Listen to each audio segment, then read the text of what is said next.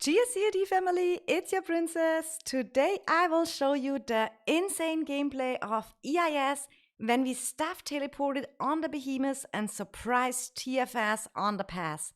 The Beastmasters of EIS and EIL will explain you everything you need to know and how that crazy strategy works. Stay tuned!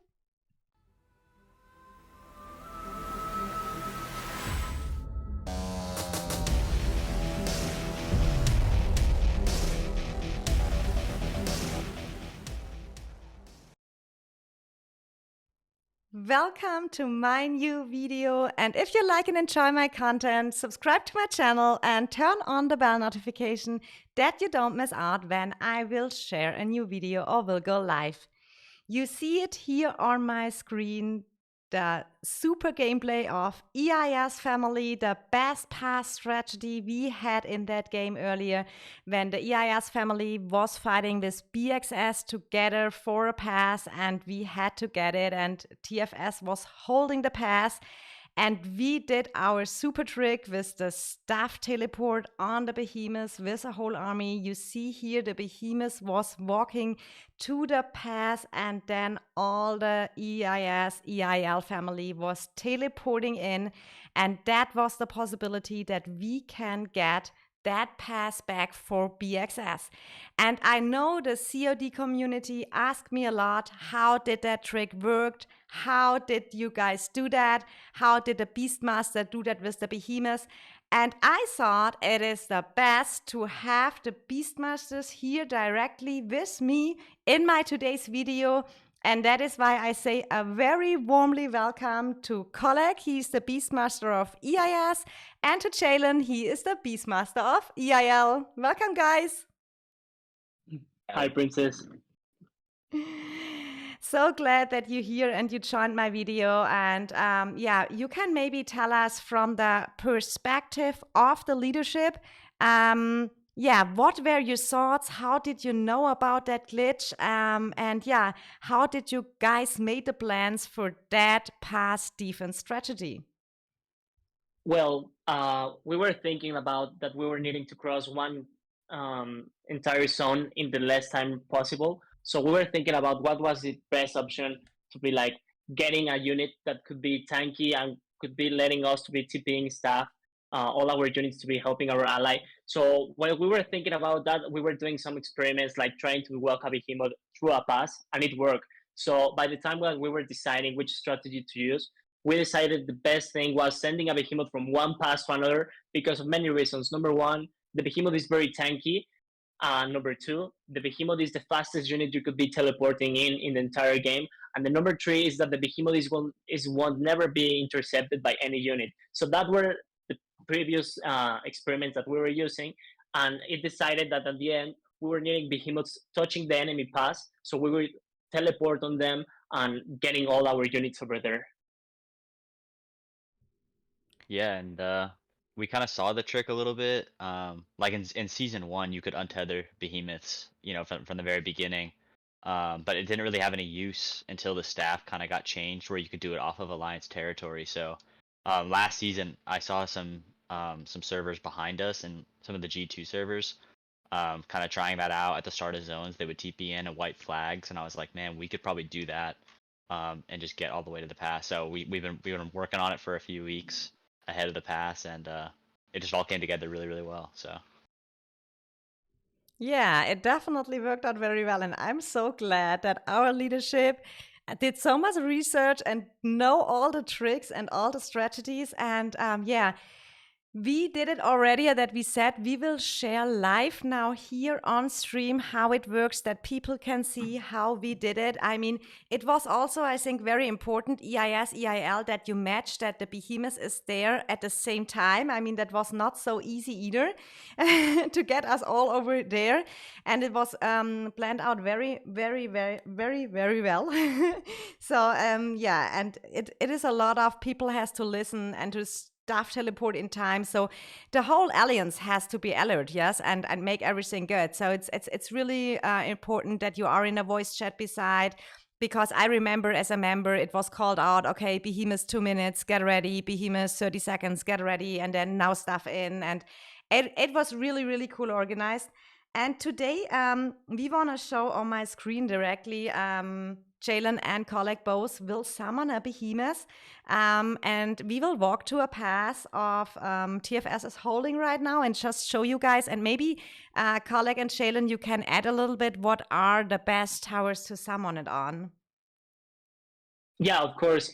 For doing this glitch, you will be needing a tower that's like touching a part of territory that cannot be achieved on if you're not a flying unit. So that means you need to be holding like a mountain, you need to be having a river or something like that that needs the behemoth to get out of the circle where you summon it. So you force the behemoth to go out of the range. And by that moment, you can use the behemoth freely to walk over there wherever you want to. Another thing to mention about this is that the behemoth is just going to be acting like an entity, like a tank. It's not going to be doing any attack or any damage to the enemy, but it could be working to be used like a tank that people is focusing on it. In this kind of seasons, you can see that many times we play in dot mode because the lag is insane. So by putting the behemoth up of your tanks, you're protecting them to be like getting the hits because the people is clicking on the behemoth. And yeah, you can be crossing zones with it, but you need to be owning the pass for doing that. The only thing you need to be considering is like the behemoth is gonna be doing all that unless you get it again on the range that you summon it. And of course, the behemoth is gonna be dying in the same 12 and a half minutes that's the technology upgraded.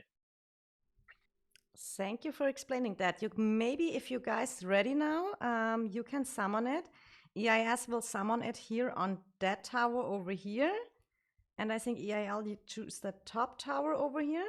Yeah, I see it right here. You see the behemoth is coming. EIL behemoth is here and EIS behemoth is here. And now you guys can start walk up to that pass together, then we can show it a little bit.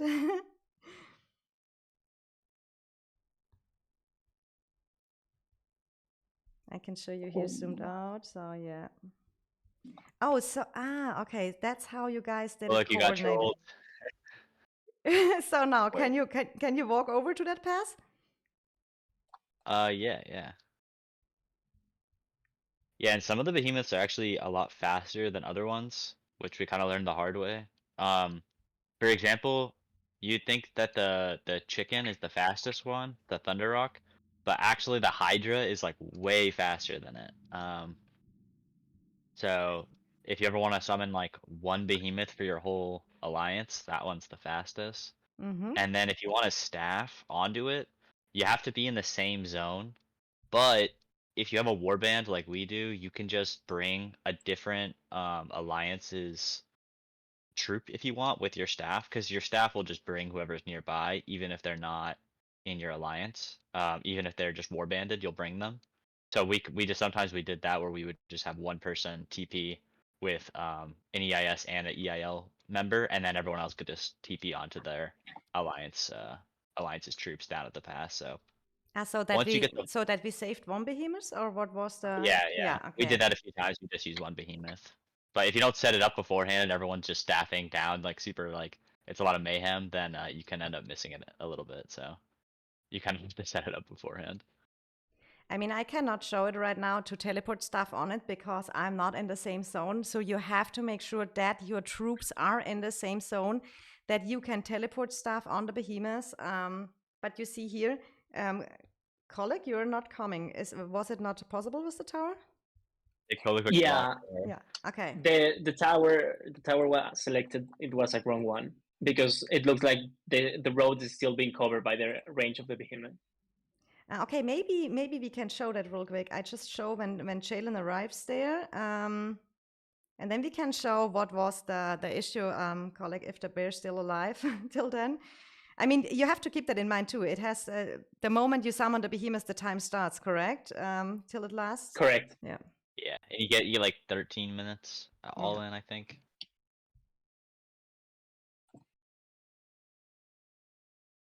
Yeah, so there's basically no zone that you can't cross because they're so fast, but if you're on a super long zone, you might get just to the end and then you'll have to do it right away. I mean, it was such a surprise attack. TFS didn't expect that, and we were just teleporting in. And What is maybe too important too, if you do it on a pass, what we did, we killed all the infantry, because they wanted to refill the pass with infantry. So the first thing you touch it is infantry. And even if you suicide your marches there, it doesn't matter. You do it for the team. It's maybe not the best for the stats. That I can tell you. But look at this. So now you could be here, and now everyone can just teleport on that behemoth. Like Jaylen showed right here, you can just teleport your troops, and they can all teleport in. And so you can bring on a defense, and you're alive, and they are on the other side. They can just take the pass easy, and you just cut off all reinforcements. So that was a really, really cool gameplay. So let me go back to the pass, to the Tower of Kolek. And then you can maybe explain, Kolek, why it didn't work, why that was not a good tower to summon it on. Yeah, of course. Like if you click in the tower, you can see the square of the tower by marking like a pointer's line. And even though the behemoth gets like a huge range more about the tower, you can see here in my behemoth, the range of the circle is still on the range of trying to take him out by going to another part of the terrain. So like every time I try to be getting him, it is still to walk inside the circle, which means I cannot be taking out freely to move wherever I want to. But if we do it in the left side flag of it, you can see that left side flag has a little corner touching like behind the cliff, and it will make the circle to be making him go out of the range possible and make it walk free again by doing like a glitch.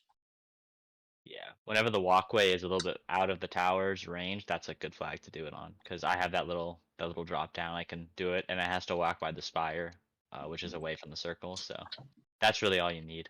Or a river. Rivers always work pretty much.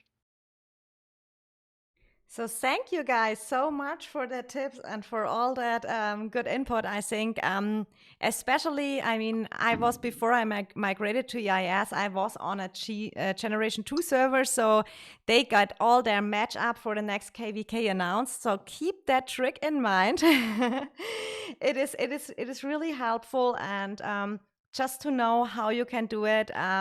I want to say a big thanks here. I give a little shout out here.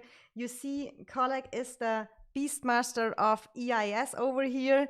And I will show you also our Beastmaster of EIL, who is with me here in the video today. Where is Jaylen? Here he is. That are our two Beastmasters, and I think a very important part is also that you coordinate that very well, and I would really recommend be in a voice chat together, and it needs the call-outs and everything, and then you can just go with your behemoths wherever you want and teleport stuff on it. You have not to use it on a pass, but on the pass was for us now. It was really a good surprise attack, and I think, yeah, the whole world chat was, what are they doing?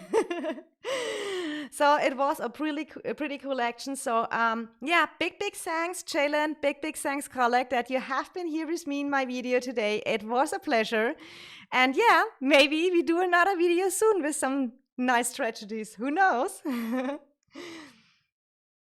Thank you, Princess. Thank you, Princess. Glad to be here with your community.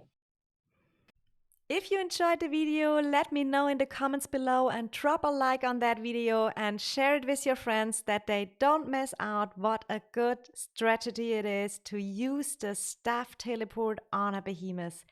I wish you a very wonderful day, happy gaming, and much love, your Princess.